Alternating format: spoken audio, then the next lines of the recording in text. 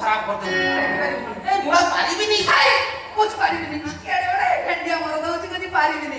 ଅନାନି ଆମର କେଉ ନୁହଁ କେତେ ଝିଅକୁ ଏମିତି ଟେକିକି ଗେଲ କରନ୍ତି ମୁଁ ଦେଖିଛି। ଟିକେ ଚୁପ୍ ରହ। ମାରିବୁ ନା କଣ ତୁ? କାହିଁକି ଚୁପ୍ ରହିବି? ମୁଁ ପା ଦେଖିଛି। ମୁଁ କଣ ମିଛ କହୁଛି ନା କଣ? ମୁଁ ବହିରେ ପଢିଛି ସତ କହିବାକୁ କିଆଁ ଡରିବି, ସତ କହି ପଛେ କଲେ ମରିବି। ଯିବୁ ନା ଦେଖିବୁ? ଦେଖିବି କିନ୍ତୁ ମାଲୋ କେମିତି ଆଇସିଆ କଥା କହୁଛି।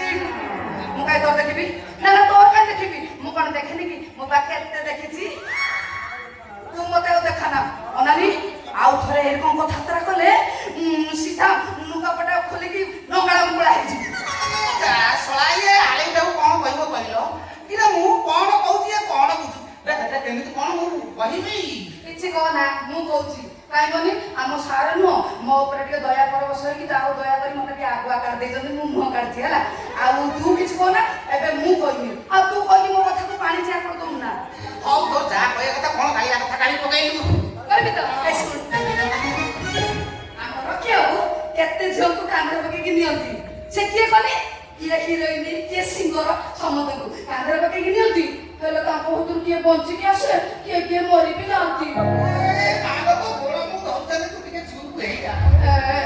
ମତେ କହନି ମୁଁ ହିରୋଇନ ହେଇପାରିବି ନା? ମୋ ପାଇଁ ମୋ ମନ ଡାକୁଛି କନି ମୁଁ ହିରୋଇନ ହେଇଗଲେ ରଖିବାକୁ ଠିକ ସେମିତିଆ ମତେ କାନ୍ଧରେ ପକେଇ ଗେଲ କରିବେ। କହୁନୁ ମୁଁ ହିରୋଇନ ହେବି ନା? ମୋ ବା ମତେ କିଛି କରେଇ ଦଉନି। ତୁ ଟିକେ ଭିତରକୁ ଯା। ଟିକେ ଆଗକୁ ସିନ୍ କରିବାକୁ ଦେ। ହିରୋଇନ ହବାଟା ଫାଇଦା ତୁ ଆଡ଼େ ଗଲୁ ଭିତରକୁ ଯା। ମା ଆଲୋ କୁଆଡେ ଗଲୁ? ମୋ ପେଟ ଇଆଡେ ଡେଇଁଲାଣି। ତୁ ଖାସି କୁଣ୍ଟିକି ଭଲ ପାଉ। ମୁଁ କୁଣ୍ଟି କେସି କଷିକି ରଖୁଛି ଖାଇବା। ଯାଉଛି ମା ମୁଁ ହଗୁଛି। ହଗିକି ଯାଉଛୁ? ଯା ଯା ଇଚ୍ଛା କହିଦେବି ନା ତୁ ମତେ କଣ ହିରୋଇନ ହେବି ନା? ତୁ ହିରୋଇନ ହବୁ ଭିତରକୁ ଯା। ହବିକିରି ଖାଇବୁ ଯା।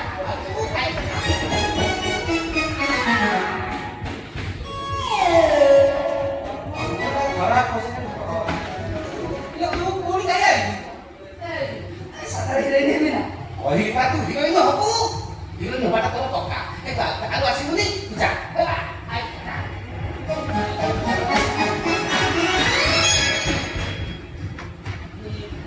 ମୋ ମୁଣ୍ଡକୁ ଖାଇସାରିଲାଣି। ଯା ଶଳା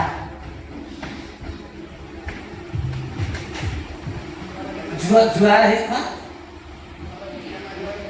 ଯା ଶଳା ଜୁଆର ହେଇ ଖୁଆ କିନ୍ତୁ ପୁରା ଲୋକଙ୍କୁ ଆଜି ଟିକେ ପ୍ରଥମ ଥର ନମସ୍କାର କଲା। ନମସ୍କାର କଣ ହେଇଛି? କଣ ହେଇଛି କିଏ ତମେ? ଆଜ୍ଞା ମୁଁ ଶ୍ରାବଣୀ। ଶ୍ରାବଣ ରେ ଶ୍ରାବଣ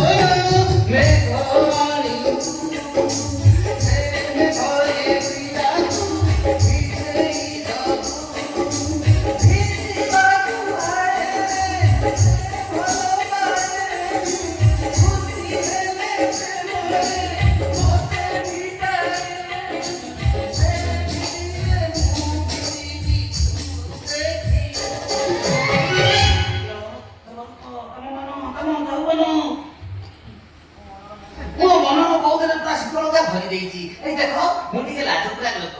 ମତେ ପ୍ରପୋଜ କରି ଆଇ ଲଭ ୟୁ କହି ମୋ ଫ୍ୟୁଜ କାଟିବନି। ଶୁଣନ୍ତୁ ମୁଁ ତମେ ଆଉ ଆଗକୁ ଯାଅ ନା ସେଇଠି ରୁହ। ଆରେ ମୁଁ ବର୍ତ୍ତମାନ ଡ୍ୟୁଟିରେ ଅଛି ନା। ଏ ଘୁରିଆ ଘୁରିଆ ତା ଡ୍ୟୁଟିକୁ କେବେ ଖିଲାପ କରେନି। ଆରେ ତା ଡ୍ୟୁଟି ତା ପାଇଁ ହଉଛି ସବୁଠାରୁ ବଡ। ଶୁଣ ଆରେ ମୁଁ ପୁଣି ରୋଜଗାର କରି 2 ପଇସା ରୋଜଗାର କଲେ ଆରେ ତମକୁ ମୁଁ ପାଇବି ମୁଁ କେମିତି? ଆଜ୍ଞା ମୁଁ ଶ୍ରାବଣୀ ରଖିବ ମୁଁ ଦେଖା କରିବାକୁ ଆସିଛି। କି ବେକାରିଆ ଲୋକ। ସେ କଣ ଗଜର ଗଜର ଗଜର ହଉଛ? ସେଇ କଥା ଆଗରୁ କହିଲେ ହେଇନଥାନ୍ତା। ମତେ କଣ ପାଇଁ ମୁଣ୍ଡିଆ ମାରୁଥିଲ? କଣ ପାଇଁ ମୋ ମନରେ ପ୍ରେମ ମଞ୍ଜି ବୁଣୁଥିଲ? ବେକାରିଆ ଲୋକ କୋଉଠି? କଥା ବୁଝିଲେ ନାଇଁ ମୋ ବାବୁ ଲେଖ ବସିଲା ଟୁକୁର ଟୁକୁର କେଶ ମାଇଲା ଗଜା। କଣ ଇଆଡେ ଫାଡେ ହବି ଯାଉଛି ରେ? ନାଇଁ ଆଜ୍ଞା ଗପୁନି ଆଜ୍ଞା। ଆଜ୍ଞା ଆପଣ ନିଜେ କହିଲେ ପିଲାଙ୍କ ବେଳେ ନିମୁଡ଼ା ନିମୁଡ଼ା ସଫା ହେଲା। ସେଥିରେ ଆମର କଣ ଦୋଷ ରହିଲା?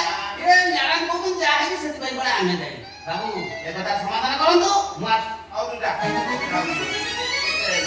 ହଁ ଚକୁଳି କଥା ଜାଣିଛନ୍ତି ନା? ଚକୁଳି ହଁ ଚକୁଳି କଲା ସେ ମା ଆଣିଥିଲା ଚକୁଳି ଦିନା ବାପା ପିଟିଲା ବିରି। ବାବୁ ମୋ ମତରେ ସବୁ ଠିକ ଛପା ହେଇଛି ଭୁଲ ଛପା ହେଇନି। ବୋଉ କଣ ସବୁବେଳେ ବିରି ବାଟି ଦବ? ବାପା ବିରି ବାଟୁ ନା ମୁଁ ହଉ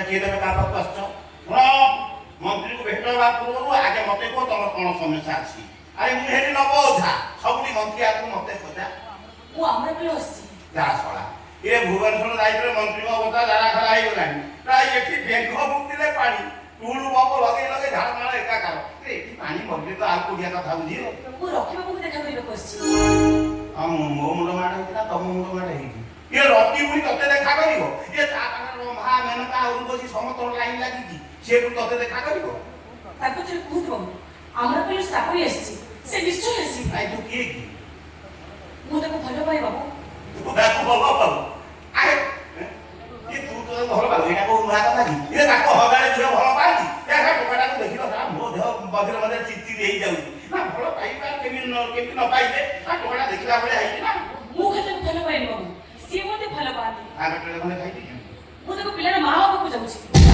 ଶଳା ଏ ଭାଙ୍ଗ ପେଡ଼ାଟା ପେଟକୁ ନ ଖାଇ ଶଳା ମୁଣ୍ଡକୁ ଉଠି ଗଲା ବାବୁ